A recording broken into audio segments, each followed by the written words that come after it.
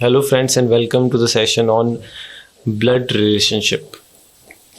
देखिए बैंक में तो इससे 5 या 6 क्वेश्चन भी आ जाते हैं कभी कभी, और एसएससी सीजीएल में 1 या 2 क्वेश्चन इससे पूछ लिए जाते हैं।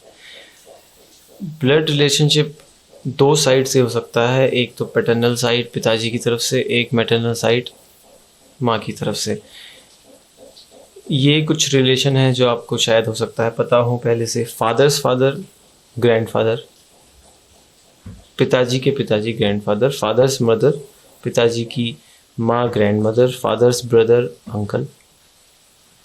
देखिए अंकल एक बहुत ये चाचा के लिए यहाँ पे यूज़ किया गया है। फादर्स ब्रदर हम अंकल यूज़ करते हैं, लेकिन मामा के लिए भी अंकल यूज़ किया जाता है। तो अगर कभी कभी स्पेसिफिकली मैटरनल अंकल लिखा है तो मामा है, बट अगर सिंपली अंकल लिखा हुआ है तो वो मामा भी हो सकते हैं, चाचा भी हो सकते हैं, डिपेंड करता है बाकी सब कंडीशंस क्या है। ठीक है। फादर सिस्टर आंट, पिताजी की बहन आंट है।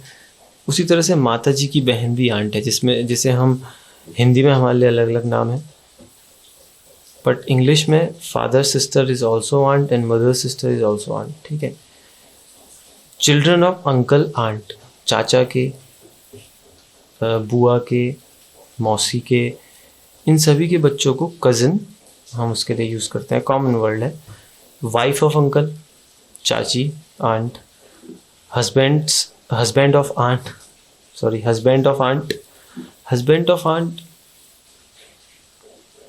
चाचा अंकल, ऑब्वियस बात है। मैटरनल साइड अगर देखें तो mother's father is maternal grandfather, mother's mother maternal grandmother, mother's brother maternal uncle, या सिंपली अंकल भी, जैसे कि मैंने आपको बताया। Mother sister aunt, children of maternal uncle कहिए या चिल्ड्रन ऑफ अंकल कहिए, आंट कहिए, सबके लिए कज़न वर्ड है, कॉमन वर्ड है। Wife of maternal uncle, maternal aunt कहिए या सिंपली आंट भी कह देते हैं। ठीक है। देखिए इसके अलावा कुछ और स्पेसिफिक रिलेशन होते हैं, जैसे कि मेरे भाई का बेटा या मेरी बहन का बेटा, उसके लिए एक सिंपल वर्ड है नेफ्यू। इंग्लिश में नेफ्यू हम कहते हैं भाई के बेटे को या बहन के बेटे को।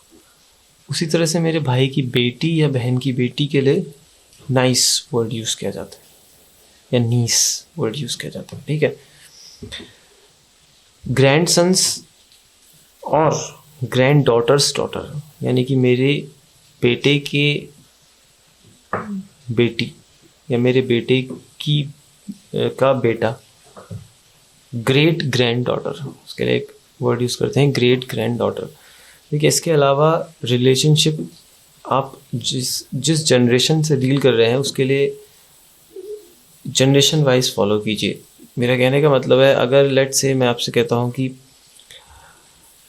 P is the daughter of Q, तो P is the daughter of Q। देखिए P मैंने बनाया, डॉटर मीन्स मेल के लिए आप पॉजिटिव साइन यूज़ करिए, फीमेल के लिए आप नेगेटिव साइन यूज़ करिए।